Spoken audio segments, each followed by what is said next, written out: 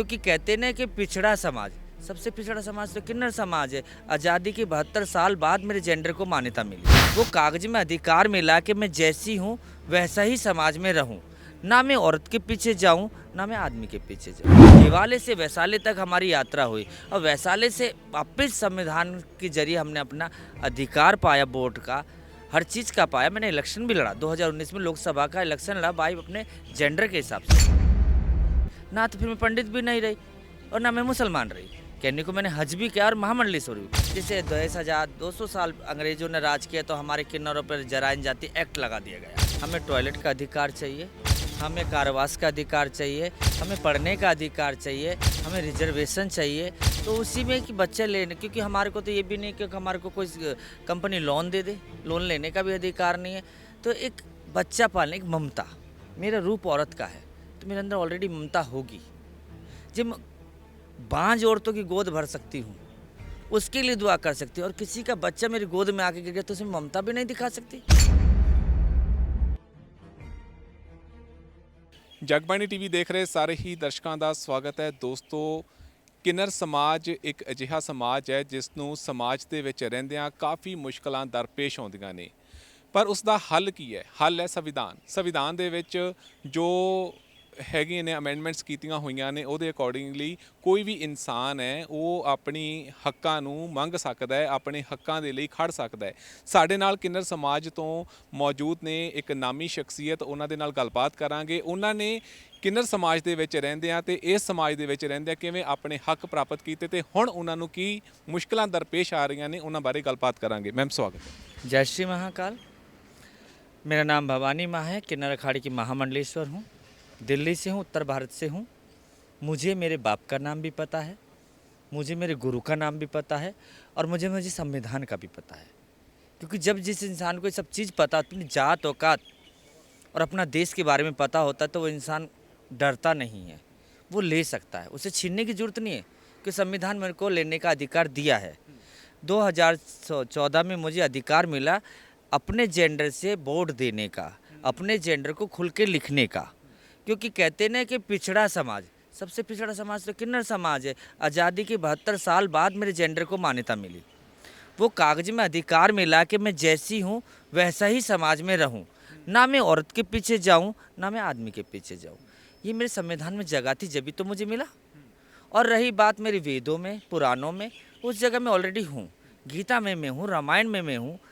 हम दुआ देने वाले एक सभ्यता है, परंपरा चली आई है हमारी, गुरु चेले वाली परंपरा। दो ही परंपरा समाज में सबसे बड़ी है कि सबसे पहला पैसा है वेश्यावृत्ति, वो सबसे पुराना है, और दूसरा है गुरु चेले परंपरा जो किन्नरों का है।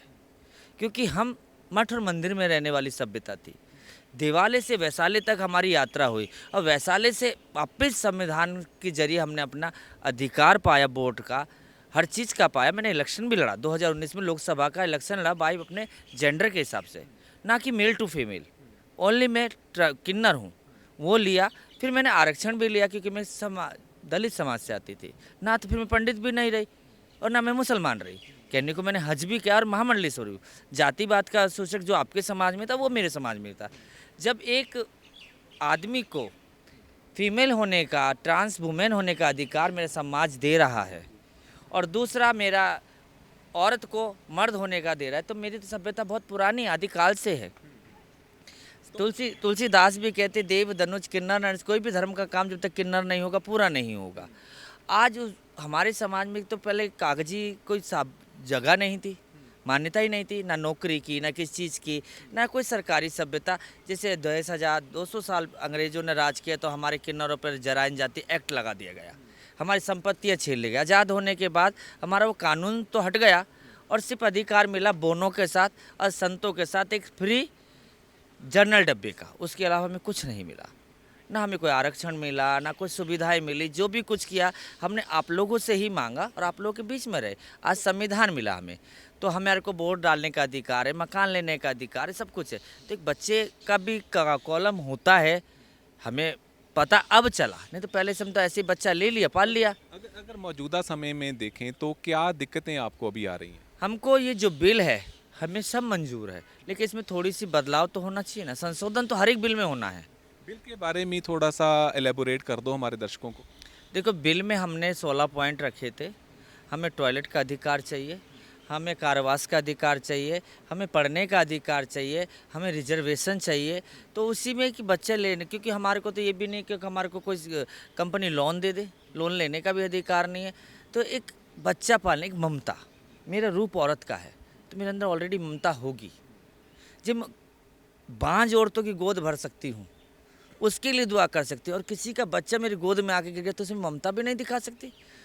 उसको हम पाल रहे, परवरिश करते, उसको रेस्क्यू कर पाल, कोई बच्चा पालने के लिए रेस्क्यू किया जाता है। अरे उससे हम नौकरी करवा रहे हों, उससे हम भीख मंगवा रहे हों, या उससे हम धंधा करवा रहे हो, तो हमसे बोला जाए भाई हमारे पास नहीं है राइट। तो आप समझदार हो, पढ़े लिखे हो, एजेंसी हो, हिंदुस्तान में हो, मोदी जी की सरकार में, मोदी जी और योगी जी की सरकार है यहाँ पे, वो भी तो निर्वंशी हैं, हम भी निर्वंशी है। तो क्या उनके अंदर ममता नहीं है देश के लिए? हमारे लिए नहीं है? योगी जी के लिए नहीं है? मायावती के लिए नहीं है? क्या ममता जी के लिए नहीं है? इनके भी तो वंश नहीं है। तो मेरे साथ ही क्यों? उनको अधिकार है, वो निर्वंशी रह के भी बच्चे गोद ले सकते, तो मैं भी तो निर्वंशी हूँ, मुझे वो अधिकार दे दीजिए ना। ये अधिकार जो है कौन छीनना चाहता है आपसे? क्योंकि कानून ही नहीं बना ना, तो उस कानून में, एक्ट में दे दीजिए। और तुम चलो हमको बोल भी रहे हो कि बच्चा हम नहीं रख सकते, अनलीगल है, तो हमें आके समझाइए तो सही, हमें रास्ता बताइए कि जी आप ऐसे लीगल कर सकते हैं, ना कि रेस्क्यू करके पुलिस में ला के 7 साल का धमकी दे के डरे हुए समाज को, पिछड़े हुए समाज को तुम और डरा रहे हो। वो तो आतंकवादी बन जाएगी, ममता वो भी खींच लोगे तो फिर क्या रह जाएगी हमारे अंदर? बस दुआ देने वाले हैं, दुआ देने वाले बने रहने दीजिए हमें। बस यही है कि आप प्यार से उसमें संशोधन कर देंगे ठीक है, नहीं तो सुप्रीम कोर्ट हमारे लिए खुला है, हाई कोर्ट खुला है, आंदोलन खुला है। आज़ाद देश में रहते हैं, स्वतंत्रता हमारे लिए भी उतनी जितनी आपके लिए। पहले हम प्यार से बात करेंगे कि दुआ ही हमने आपको दी है, आप लोग ही संविधान में बदलाव करेंगे, हम तो नहीं करेंगे। जिस दिन मेरा प्रतिनिधि लोकसभा में बैठेगा तो फिर मुझे आपकी भी जरूरत नहीं है, या मौका दे दीजिए लोकसभा में बैठने का, मैं आपसे फिर कुछ मांगूंगी नहीं। जय श्री महाकाल। ਸੋ ਗੱਲਬਾਤ ਹੋਈ ਹੈ, ਤੁਸੀਂ ਵੀ ਦੇਖਿਆ ਕਿ ਕਿੰਨਰ ਸਮਾਜ ਨੂੰ ਕਾਫੀ ਜਿਹੜੀਆਂ ਮੁਸ਼ਕਲਾਂ ਨੇ ਦਰਪੇਸ਼ ਆ ਰਹੀਆਂ ਨੇ। ਉਹਨਾਂ ਦੇ ਵਿੱਚੋਂ 16 ਪੁਆਇੰਟ ਇਹਨਾਂ ਨੇ ਸਰਕਾਰ ਦੇ ਅੱਗੇ ਰੱਖੇ ਨੇ ਕਿ ਇਹਨਾਂ ਪੁਆਇੰਟਾਂ ਤੇ ਗੱਲਬਾਤ ਕੀਤੀ ਜਾਵੇ, ਜੋ ਉਹਨਾਂ ਦੀਆਂ ਮੰਗਾਂ ਨੇ ਉਹਨਾਂ ਨੂੰ ਮੰਗਿਆ, ਉਹਨਾਂ ਨੂੰ ਪ੍ਰਵਾਨ ਕੀਤਾ ਜਾਵੇ।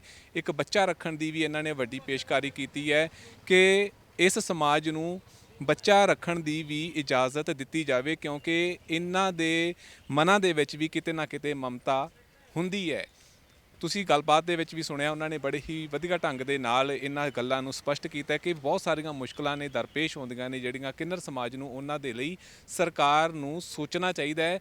ਤੇ ਜੇਕਰ ਕੋਈ ਵੀ ਨਵੀਂ ਰਣਨੀਤੀ ਬਣਾਉਣੀ ਹੈ, ਕੋਈ ਨਵੀਂ ਪਾਲਿਸੀ ਬਣਾਉਣੀ ਹੈ, ਇਹਨਾਂ ਦੇ ਨਾਲ ਬੈਠ ਕੇ ਗੱਲਬਾਤ ਕਰਨ ਤਾਂ ਜੋ ਮਿਲ ਬੈਠ ਕੇ ਕੋਈ ਵਿਚਾਲੇ ਵਾਲਾ ਰਸਤਾ ਅਖਤਿਆਰ ਕੀਤਾ ਜਾਵੇ, ਤੇ ਤਾਂ ਜੋ ਜਿਹੜੇ ਇਹ ਸਮਾਜ ਦੇ ਵਿੱਚ, ਕਿੰਨਰ ਸਮਾਜ ਦੇ ਵਿੱਚ ਇਹ ਲੋਕ ਨੇ, ਇਹ ਵੀ ਆਮ ਲੋਕਾਂ ਦੀ ਤਰ੍ਹਾਂ ਜ਼ਿੰਦਗੀ ਬਤੀਤ ਕਰ ਸਕਣ। ਤੁਸੀਂ ਬਣੇ ਰਹੋ ਜਗਬਾਣੀ ਟੀਵੀ ਦੇ ਨਾਲ। ਮੇਰੇ ਨਾਲ ਕੈਮਰਾ ਪਰਸਨ ਜਸ਼ਨ।